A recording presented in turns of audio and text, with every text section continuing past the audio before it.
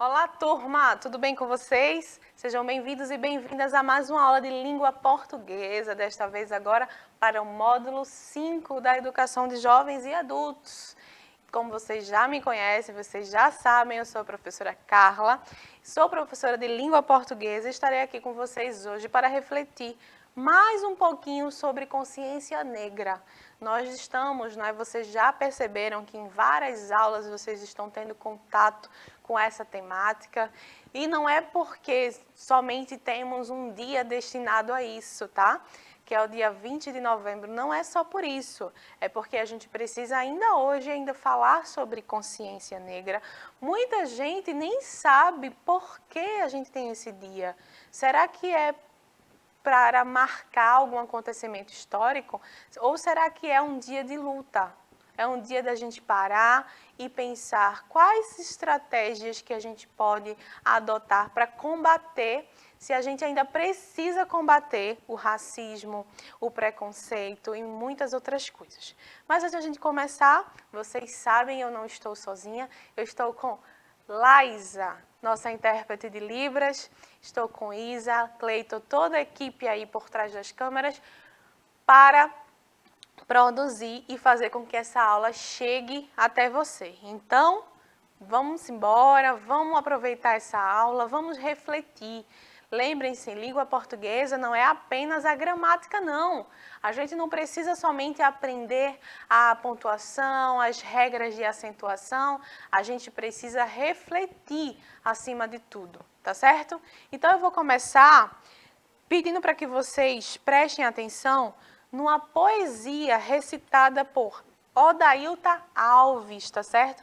Ela é professora, escritora, atriz, poeta, diretora teatral e técnica em direitos humanos. Já publicou aí 5 livros com poemas, com contos. Ela é nossa, ela é da rede da prefeitura, da rede municipal. Então, vamos aproveitar e refletir. A nossa aula vai refletir a partir do que ela vai nos dizer, tá certo? E ela mesma, como diz, ela é negra. Então, ela tem muito a nos falar. Presta atenção. Consciência Negra, poema de Odailta Alves. As portas do novembro abertas, e ouve-se o bocejo da consciência adormecida. Nas escolas soam os tambores, maracatus e capoeiras que passam um ano esquecidas, desfilam nos pátios e praças, maquiando a lei duramente estabelecida. Parem! Negro não é folclore. E o sofrimento diário, e o racismo com suas feridas que pulsa na sala de aula? Cadê as belezas da África e a literatura do meu povo, seus heróis e suas lutas? Minha cultura é linda, meu tambor tem axé, mas não adianta rufar numa instituição que ainda não respeita a sua fé. Silencie essa cultura racista. Não quero ser o erótico, exótico, mulata e sambando para turista. A consciência deve ser alimentada a toda hora, a todo instante. E é consciência negra, sim, nada de consciência humana, pois nesse solo derrapante, quem cai é preto, é negro. Sejamos bem francos. Fazer o que numa escola que não me representa? Melhor desistir e lavar carro de branco. Fazer o que numa escola onde minha história é silenciada? Lá eu sou escravo, vindo da senzala e só. Minha beleza é ridicularizada, meus orixás viram demônios e a angústia dá um nó. Minha negritude pede respeito. Quero mais que o currículo novo, quero professores formados e sala de aula sem preconceitos. Odailta fala aí do que é consciência, do que a gente está pensando sobre consciência. Temos aí, gente, também uma ligação com a escola. E por quê? A escola é um lugar de aprendizagem e, como tal, deve sim valorizar as diferentes etnias, as diferentes raças, as diferentes culturas. E muitas vezes a gente vê alunos negros desistindo da educação. E aí, Odailton faz a gente refletir. Será que é porque é uma escola que ainda não está abraçando, não está agregando, está sim diferenciando? Então, a gente fica aqui com essa reflexão. E diante do que ela fala para a gente, eu quero perguntar, o que é consciência negra? Consciência negra na sua comunidade, na sua escola, como foi que ela foi vivenciada? Ela foi vivenciada com apresentações de capoeira, maracatu, que são heranças culturais aí vindas da África? Ou realmente a gente falou sobre consciência, do racismo vivido pelos negros todos os dias? Gente, eu não tenho esse lugar de fala, eu não sinto na pele, mas eu preciso combater esse racismo. Todos nós e todas nós precisamos fazer isso. E o Dia da Consciência Negra, como ela disse, que muitas vezes é esquecido a lei que foi conquistada a duras penas, como ela mesma fala, é porque no Dia da Consciência Negra, a lei número 12.519, de 10 de novembro de 2011, instituiu o dia 20 de novembro como Dia Nacional de Consciência Negra, e é um dia voltado para a reflexão sobre o que movimenta a criação da data. Então, é sobre a reflexão do que movimentou, do que gerou essa data.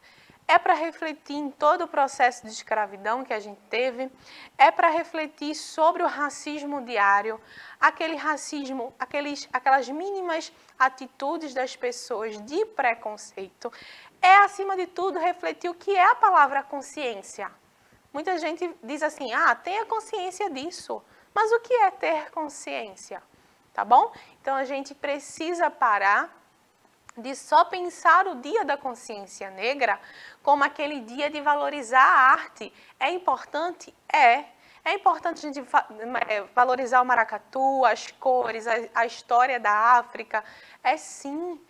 Mas, antes disso, a gente precisa parar para refletir no que está acontecendo hoje, tá bom? Então, é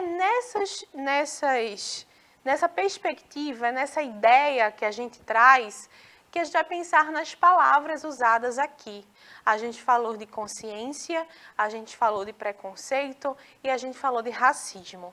São 3 palavras e, como diz Paulo Freire, não é? A gente precisa ter uma palavra geradora para, a partir disso, a gente construir o conhecimento. Então, o que é consciência? Eu trouxe para vocês o significado.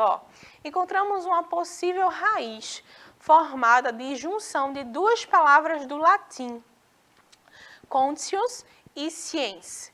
Conscius que sabe bem o que deve fazer e sciens, conhecimento que se obtém através de leituras, de estudos, instrução e erudição. Então, se a gente fosse pensar, consciência, cons vem daquele que sabe o que deve fazer e ciência, né? O conhecimento que se obtém a partir de leituras, de estudos. Então, quando a gente diz para alguém que ela precisa ter consciência, gente, é para que ela saiba o que fazer naquele determinado momento e ela saiba o que fazer a partir das leituras, da ciência, de fato, a partir dos estudos, certo? Então, vamos parar de dizer, tenha consciência e nem saber o que é de fato ter consciência. Consciência é saber o que fazer, é ter atitudes, tá bom? E aí, como é que a gente sabe o significado de uma palavra? Eu trouxe para a gente refletir sobre um gênero que muitas vezes é esquecido, o dicionário, né? E dentro do dicionário temos vários verbetes. Verbete é um gênero textual aí, que traz para a gente os significados. E, como eu trouxe para vocês aqui na tela, em cada verbete a gente também pode recorrer à divisão silábica, como vocês estão vendo, preconceito. Preconceito, a gente está vendo que como é feita a divisão silábica, são 4 sílabas. Então, é uma palavra o quê, pessoal?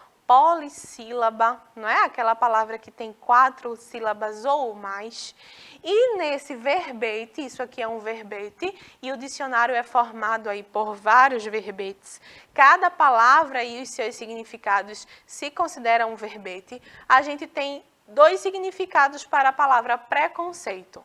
É qualquer opinião ou sentimento concebido sem o exame crítico. É um sentimento hostil, assumido em consequência da generalização apressada de uma experiência pessoal ou imposta pelo meio. É uma intolerância. Então, gente, a gente tem 2 formas de observar o significado da palavra preconceito. Primeiro que preconceito não é somente aquela coisa pejorativa, não, tá? Qualquer ideia ou qualquer opinião formada de algo ou de alguém sem antes conhecer é um preconceito, tá? É uma formação de uma opinião, de um pensamento, sem o exame crítico, sem perceber, sem conhecer. E racismo? Racismo eu trouxe para a gente ver que no dicionário está aí como preconceito, discriminação, antagonismo por parte de um indivíduo, comunidade ou instituição contra uma pessoa ou pessoas pelo fato de pertencer a um determinado grupo racial, tipicamente marginalizado ou uma minoria. São essas marcas que a gente traz, aquela que Odailta falou que consciência é falar de racismo. Por quê? Porque o racismo acontece todos os dias. Não deveria, porque a gente já tem lei, a gente já tem muita educação e já tem muita ciência avançada para mostrar que é inadmissível que ainda se tenha racismo.